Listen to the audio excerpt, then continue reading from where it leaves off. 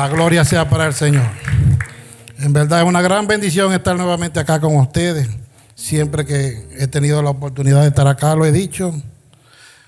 Siempre estoy frente a las personas o a la gente más hermosa de la ciudad de Maracaibo. Dios les bendiga, iglesia. Dale un aplauso al Señor.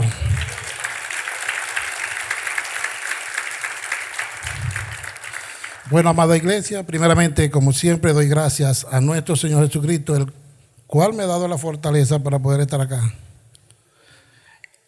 y el cual me ha tenido por fiero, por digno, llamándome a su servicio.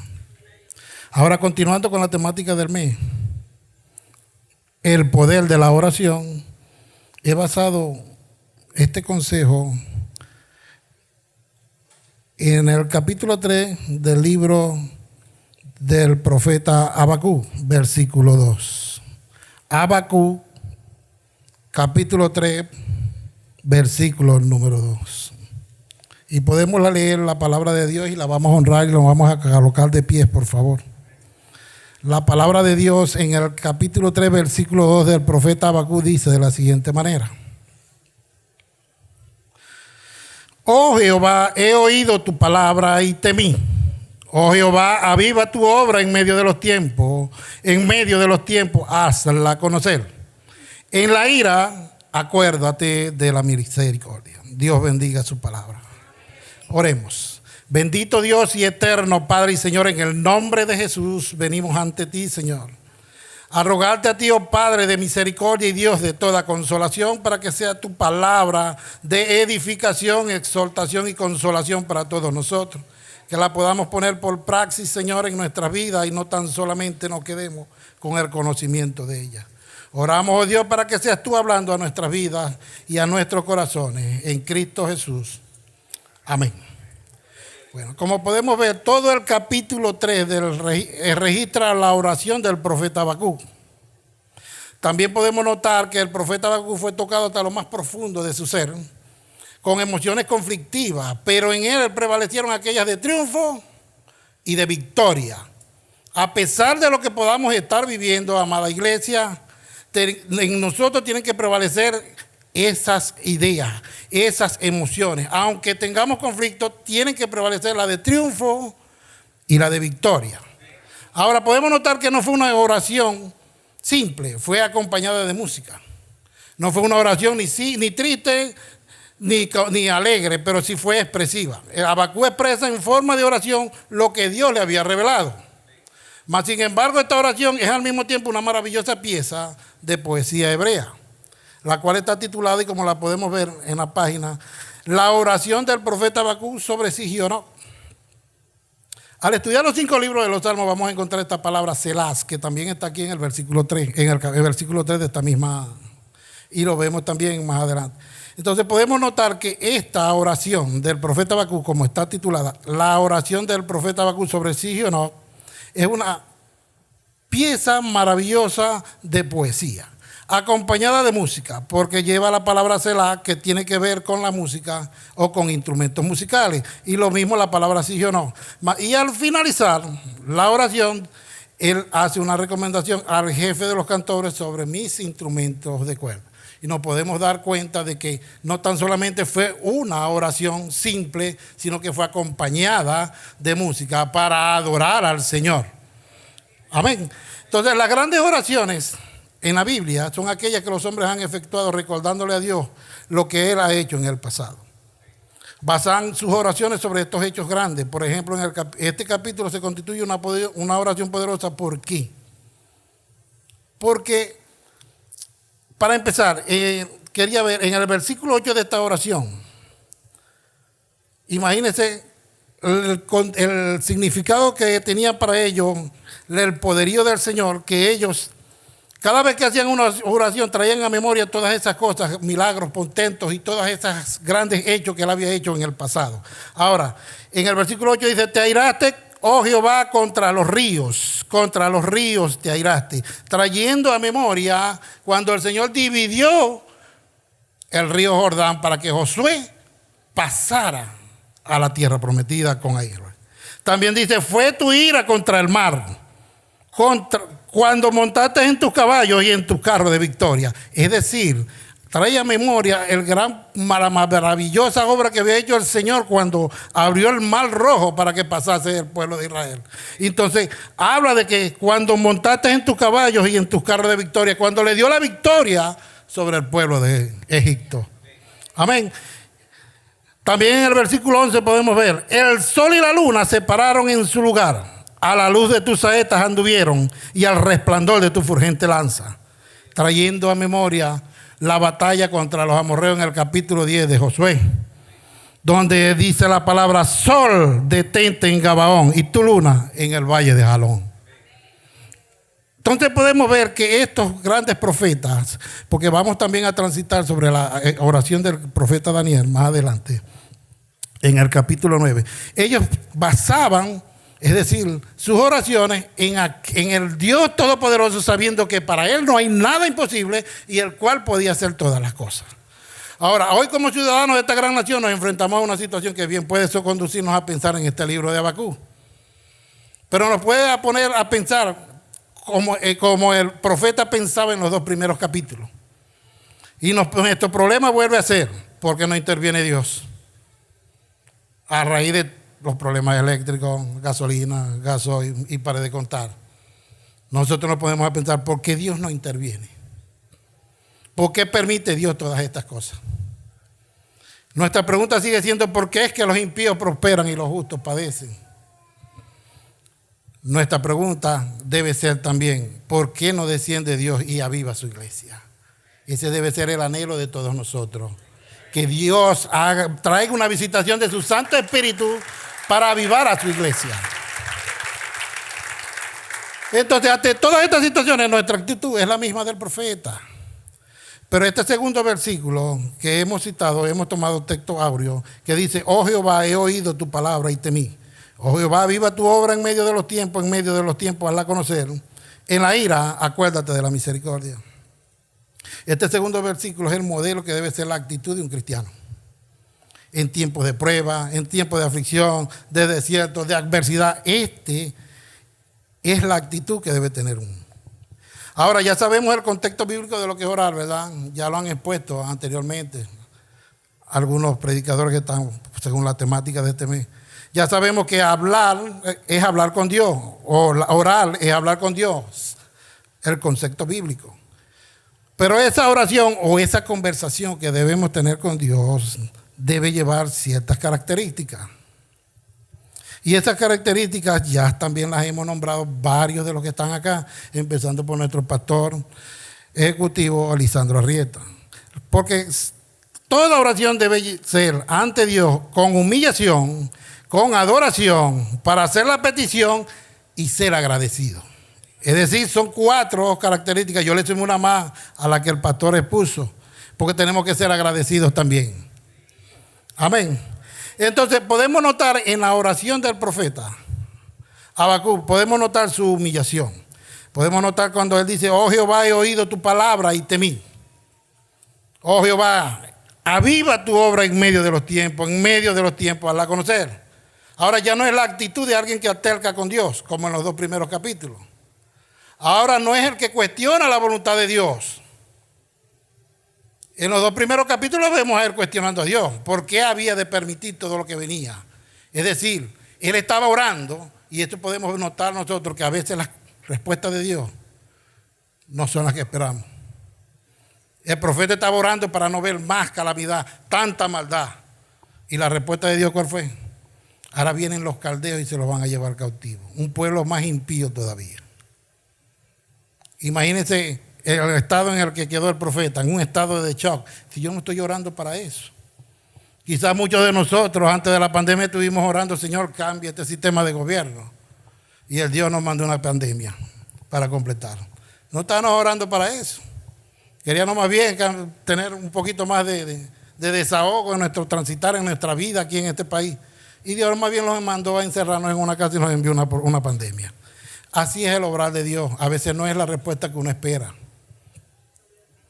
Han dado varios conceptos de cómo Dios puede obrar, cómo Dios puede dar contesta.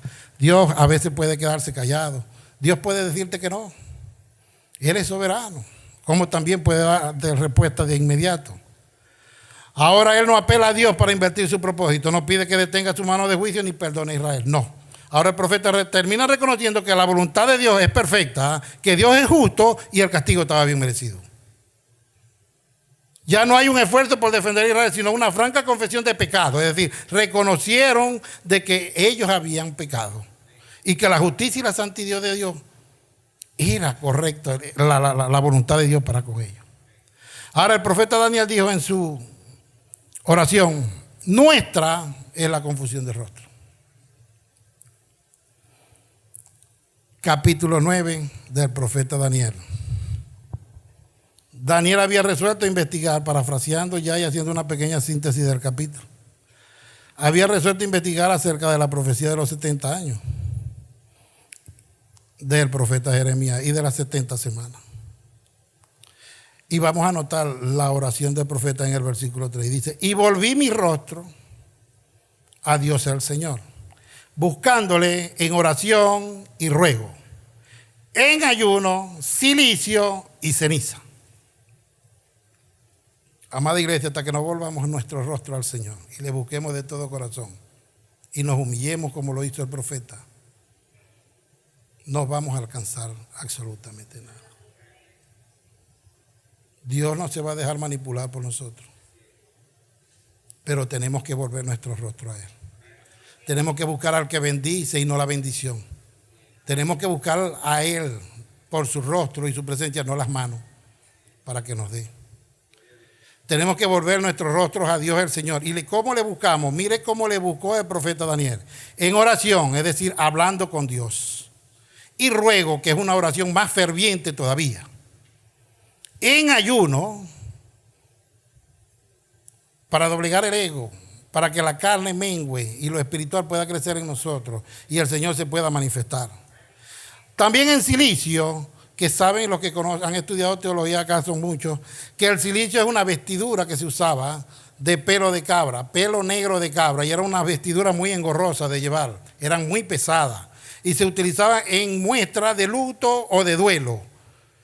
Y aunado a la ceniza era una muestra de arrepentimiento y humillación ante Dios. Así le buscó Daniel.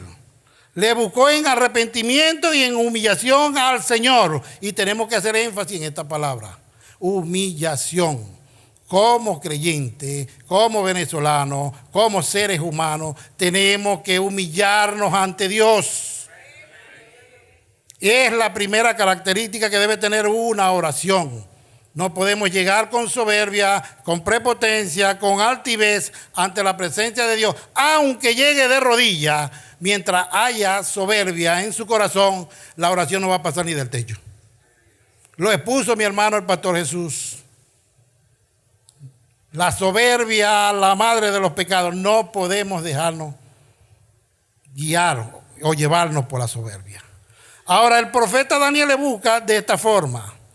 Y mire cómo reconoce él el pecado. En el versículo 4 y 5 dice, y oré a Jehová mi Dios e hice confesión diciendo, ahora Señor Dios grande, digno de ser temido. Imagínense esto. Digno de ser temido, que guardas el pacto y la misericordia con los que te aman y guardan tus mandamientos. Hemos pecado, hemos cometido iniquidad, hemos hecho impíamente, y todo lo demás viene él declarando el pecado de tanto del pueblo como de él. No dice ellos pecaron, no, pecamos. Porque como lo dijo mi hermano el pastor Juan Villalobos, no es que seamos pecadores porque pecamos, sino que pecamos porque somos pecadores. Y encontramos esa ley en el capítulo 8 del libro a los Romanos. Porque el pecado mora en nuestra carne.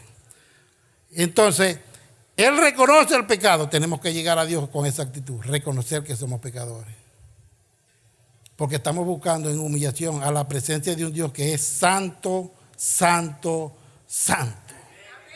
Que no podemos estar ni siquiera en pie delante de su presencia. Entonces tenemos que reconocer lo que somos. El patriarca Job dijo, de oídas te había oído, ahora mis ojos te ven. Pero ¿cómo lo vieron? Por eso me arrepiento, dice él. Me arrepiento porque se vio tal y cual como era. Nosotros en la presencia de Dios nos vamos a ver tal y cual como somos. Unos viles pecadores. Que solo por la gracia de nuestro Señor Jesucristo el Señor nos puede ver por su justicia. Porque la justicia del hombre es como trapo de inmundicia ante el Señor. Entonces tenemos que vernos de esta forma. Llegar al Señor de una forma con un corazón humilde y arrepentido ante Él porque somos viles pecadores. Ahora, Él también traía a memoria los grandes portentos y hechos que había hecho el Señor. Mire, por eso hago esta comparación. En el versículo 15 dice el profeta Daniel: ahora pues, Señor, Dios nuestro, que sacaste a tu pueblo de la tierra de Egipto con mano poderosa, trae a memoria también este gran hecho del Señor en la antigüedad, basándose ellos de que cuando nos dirigimos al Señor tenemos que entender que Él es el Todopoderoso, que para quien no hay nada imposible y Él puede hacer las cosas. Amén. Entonces, el versículo 23, que es lo que más me agrada de esta oración, para poder entender lo que le estamos diciendo, el versículo 23 dice lo siguiente. Dice: al principio de tu ruego fue dada la orden, y yo he venido para enseñártela, porque tú eres muy amado. El ángel Gabriel se le aparece, y un gran estudioso amigo que sabe de este idioma hebreo, citando esta oración de Daniel en el capítulo 9, dice que se tarda 3 minutos en hebreo.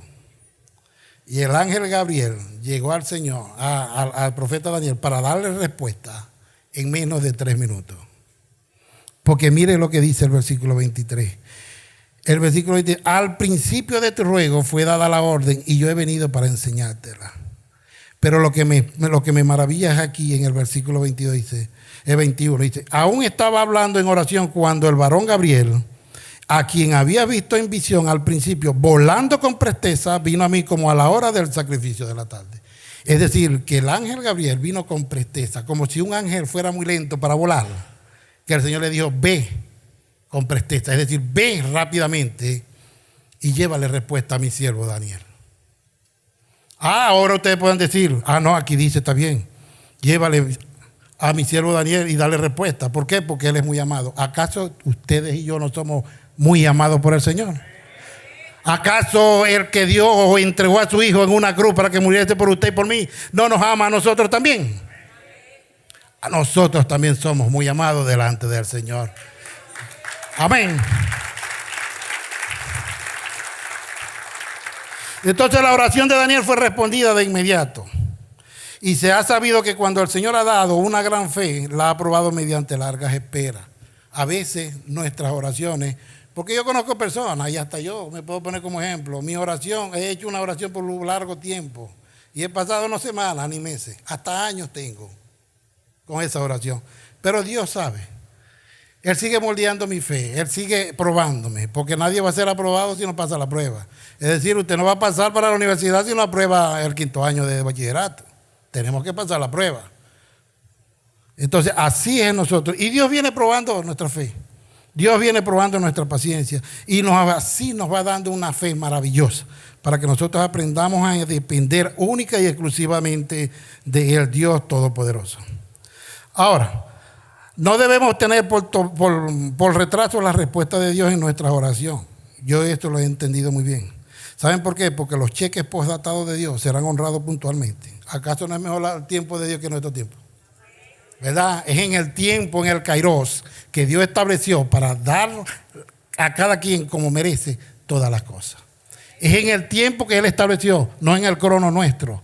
A veces queremos que las cosas sean de inmediato. Pero no es así delante de Dios. Porque el poder de Dios o la oración poderosa de Dios es poderosa porque Él nos oye. Y Él nos va a dar respuesta a su debido tiempo. El que tiene el poder es Él, no uno. Pero nosotros debemos de orar y pedir el favor y la misericordia de Él. Ahora el profeta, ¿cómo llegó a pensar de esta manera? Porque ya el profeta no era el que contendía con Dios. Habacuc ya no es el que contendía con Dios en los 2 primeros capítulos. Ahora en este capítulo 3 lo vemos a él pensando de otra manera. ¿Cómo llegó el profeta Habacuc a pensar de esta forma? Amado, él dejó de pensar en esta forma cuando dejó de pensar de que los caldeos eran más impíos que ellos, eran más pecadores. Dejó de pensar en el problema. No es que seamos irresponsables y dejemos de pensar en nuestros problemas, porque en estas papeletas que veo aquí hay mucha petición por sanidad, por salud. Y nosotros, cuando tenemos un problema, es nuestro problema. Quizás es menor un problema que de otro, pero es nuestro problema y tenemos que juzgar a los demás desde nuestra debilidad y no desde nuestra fortaleza. Quizás para el problema que tiene usted, para mí no es un gran problema, pero tenemos que sentir empatía con el que sufre, con el que llora, porque hasta psicológicamente podría ser una mala decisión decir, no llores por esto. ¿Cómo no vas a llorar si a ti es el que te duele?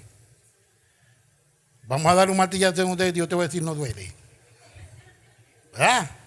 No lloré, que no te duele. No vas a llorar si a ti es el que te da dolor.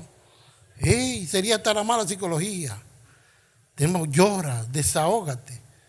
Haz catarsis, saca todo eso. Libérate de eso. Porque si somatizas eso es peor porque te puede darte un infarto. Entonces dejemos de pensar en el problema y pongamos los ojos en quién. Solamente en la santidad, en la justicia y el poder de Dios. Porque Él es todopoderoso para cambiar tu situación. En eso puso la mirada el profeta. Y entendió que la voluntad de Dios es buena, es agradable y es perfecta. El segundo elemento, que es la adoración. Ya vimos cómo es la humillación, cómo debemos humillarnos, cómo se humillaron estos profetas, grandes profetas delante de Dios. Ahora, el segundo punto es la adoración. Y vemos como dice el profeta acá: oh Jehová, he oído tu palabra y temí. Según lo que Dios le había dado en revelación. No se trataba de un temor por un sufrimiento que venía, no. Sino que el profeta estaba embargado por el temor de estar en la presencia de un Dios tan grande, y ese temor se transforma en adoración y respeto por Dios. Es el deber ser. Porque no es un temor que nosotros podamos de Dios, es decir, no es un temor a Dios. Porque si le tenemos temor a Dios, no nos vamos a acercar nunca a Él. Es un temor de Dios, es decir, respeto y reverencia por su poder y por su santidad.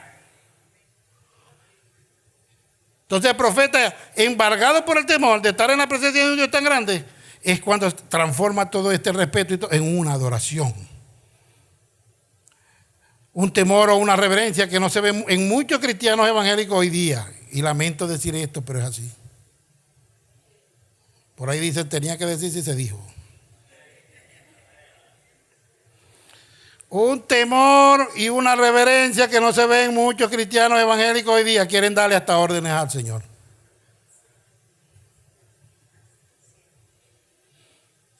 Porque existe un exceso de liviandad y familiaridad con el Dios Altísimo. Yo entiendo, y las Escrituras nos enseñan, que gracias al sacrificio de Jesús en la cruz del Calvario podemos entrar confiadamente al lugar santísimo. Es decir, ya no tenemos que buscar un intermediario para que entre a la presencia de Dios, porque nosotros podemos llegar y nos podemos acercar confiadamente al trono de la gracia para alcanzar misericordia y gracia para el oportuno socorro. La Escritura nos enseña que podemos llegar ante el altar, ante la presencia de Dios. Pero sin embargo, esto no debería de reducir nuestra reverencia y temor piadoso hacia Dios. Amados hermanos, el antiguo pueblo de Israel vivía consciente de esta grandeza, de la santidad de Dios, y aún temblaban al invocar tan solamente el nombre. Y hoy en día el pueblo judío, el pueblo de Israel, cuando citan el Shema, ni siquiera hablan en voz alta el nombre de Dios. Ni siquiera. Porque las indicaciones para hacer el Shema, para rezar esta oración, dice en voz baja cuando nombres a Dios. Voz baja. Por el temor reverente que tienen a Dios. Y nosotros nos queremos acercar a Dios como si fuera el camarada nuestro, el compañero de trabajo. Epa, ¿cómo estáis? Sin respeto, sin reverencia, sin temor.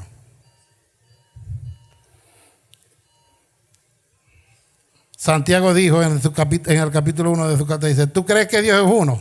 Bien hace. También los demonios creen y tiemblan. Y nosotros ni temblamos, hermano. Ni siquiera temblamos ante la presencia de Dios. Tenemos que guardarle reverencia al Dios Todopoderoso, amada iglesia. Tenemos que adorarle porque es el único digno de adoración, el único de alabanza, el único que se merece la gloria, la honra y la adoración. Tercer punto, amado, petición. Podemos ver la petición acá del profeta. No era para que Dios detuviera el castigo. El profeta Habacuc no interviene para que Dios detenga el castigo, ni para que cambiara sus planes, y mucho menos para que perdonara y dejara pasar por alto el pecado. Ya vemos a un profeta Habacuc muy diferente a los dos primeros capítulos, aquí en esta oración delante del Señor. Ahora lo que le preocupaba al profeta era que las cosas estén bien hechas. ¿En qué forma? Es decir, el profeta llegó a la conclusión que no le importaba el sufrimiento que él iba a padecer ni sus compatriotas, con tal de que su obra sea avivada. En medio de los tiempos, le dice él al Señor, en medio de los tiempos, aviva tu obra. Así es hoy, iglesia. Como el gran ruego de este profeta, así debemos de rogar nosotros al Señor. No importa por las aflicciones que estemos pasando, no importa por la situación que estemos pasando. Nuestro clamor al Señor tiene que ser que Él avive su obra, y la obra de Él somos nosotros. Tenemos que avivarnos, Señor, en medio de cualquier circunstancia. Tenemos que levantarnos, porque la fuerza nos la da el Señor, y nos podemos estar de pie ante cualquier situación. Ante cualquier situación usted tiene que estar de pie. ¿Saben en quién han confiado ustedes, verdad? Pablo dijo, yo sé a quién le ha creído. ¿Usted sabe a quién le ha creído? Al Dios Todopoderoso, al Alfa y al Omega, al principio y al fin, al Rey de Reyes y Señor de Señores. En ese hemos creído nosotros. En ese hemos creído nosotros. Para el cual no hay nada imposible. Ese debe ser nuestro gran ruego, a pesar de las situaciones que estemos pasando.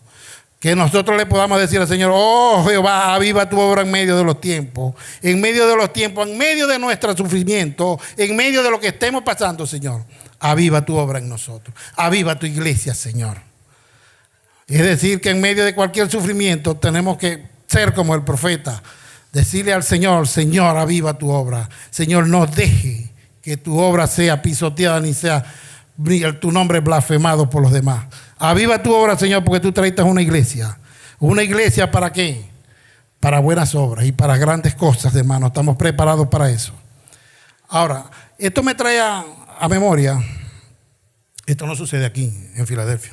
Una vez un hermano en una reunión de hombres dijo en una oración, y miren esta oración que hizo. Una oración muy sencilla. Dice, oh Dios, apelo a tu dignísimo sentido de propiciación infinita y a tu elevado propósito expiador para pedirte perdón por los pecados que hasta ahora hemos cometido. Hermano, cuando hizo aquella oración, se le acercó otro hermano y le dijo, ¿entiendes el significado de lo que dijiste? Y él dijo, no, pero suena bonito. Mi hermano querido, de esta forma nosotros atentamos contra la sencillez de la oración, pensando que Dios nos va a escuchar con más agrado por las frases rimbombantes que podemos utilizar en una oración. ¿Ah? No necesitamos atronar con nuestra voz las puertas del cielo, ni llamar ruidosamente para atraer la atención de Dios. Él no está sordo para no escucharte, amada iglesia.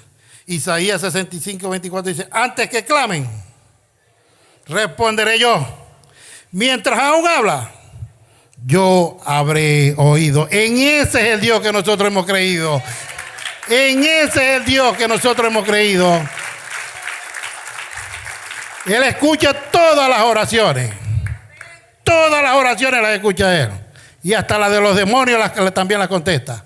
Porque al endemoniado gadareno le dijo, ¿qué quieren? No queremos ir a los cielos. Vayan pues. Les concedió también la petición a ellos. Así que Dios escucha todas las oraciones. No tengan por temor ni tengan por tardanza las oraciones. Dios las escucha todas. Ahora, amados hermanos, el último punto, el agradecimiento. Tenemos que ser agradecidos.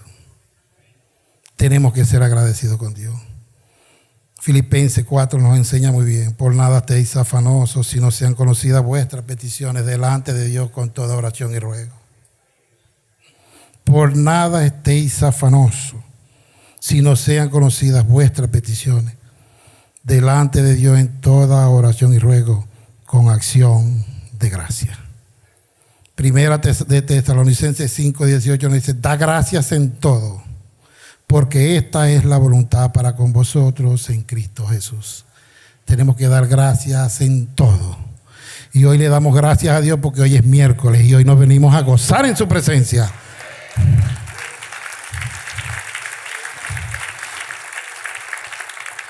El profeta le da gracias, el profeta Habacuc, y en medio de su agradecimiento y su apelación final le dice: en la ira, acuérdate de la misericordia. Porque nuestro Dios es grande en misericordia y lento para la ira. Ahora, para ir al final, amados hermanos, porque siempre que he venido para acá me ha gustado ministrar al pueblo. Hoy es miércoles y venimos a buscar la presencia de Dios, y aquí hay muchas peticiones y queremos colocar todo esto en manos del Señor. Queremos orar por todas estas peticiones. El poder de la oración, amados hermanos, como está titulada la temática del mes: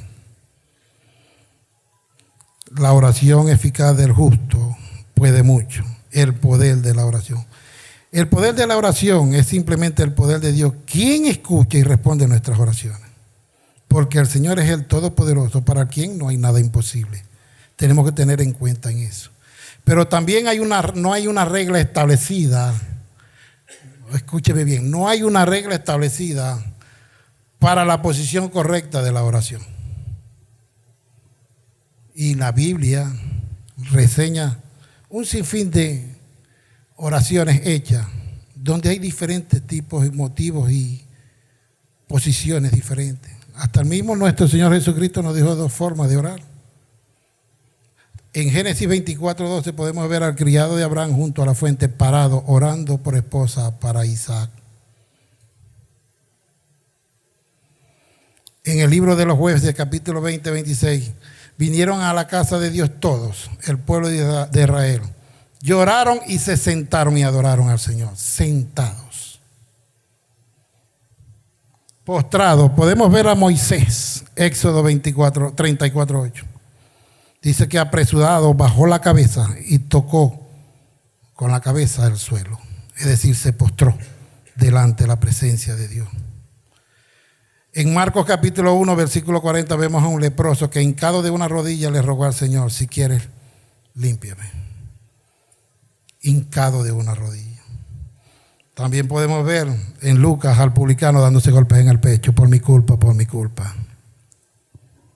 Ahora, con la cabeza en la rodilla, vemos a Elías en Primera de Reyes capítulo 18-22, donde se postró y puso la cabeza entre las rodillas. Primera de Timoteo capítulo 2 versículo 8 dice que levantando manos santas, hasta levantando las manos podemos orar. Daniel nos dejó también otro ejemplo dice, de rodillas pero mirando al templo. Él miraba al templo porque se creía que la presencia de Dios estaba en el templo, y ellos siempre buscaban la presencia de Dios.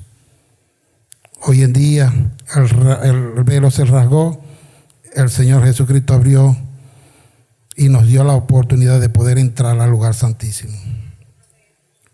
Nuestro Señor Jesucristo, Juan capítulo 17 versículo 1, estas cosas habló Jesús y mirando al cielo dijo: Padre, la hora ha llegado. Glorifica a tu Hijo, así como también tu Hijo te ha glorificado a ti. Mirando al cielo también podemos orar. Y de rodillas. Lucas 22:41, el Señor puesto de rodillas oró en el Getsemaní. Y esta es la posición o postura, porque indica que nos estamos postrando o arrodillando delante del Señor en señal de humillación. Porque nos estamos arrodillando delante del Rey de Reyes y Señor de Señores. Y era una norma antes, ante cualquier rey, postrarse de rodillas. Pero nosotros no lo hacemos ante cualquier rey, sino al único Rey y verdadero, al Dios Todopoderoso, a nuestro Señor y Salvador Jesucristo.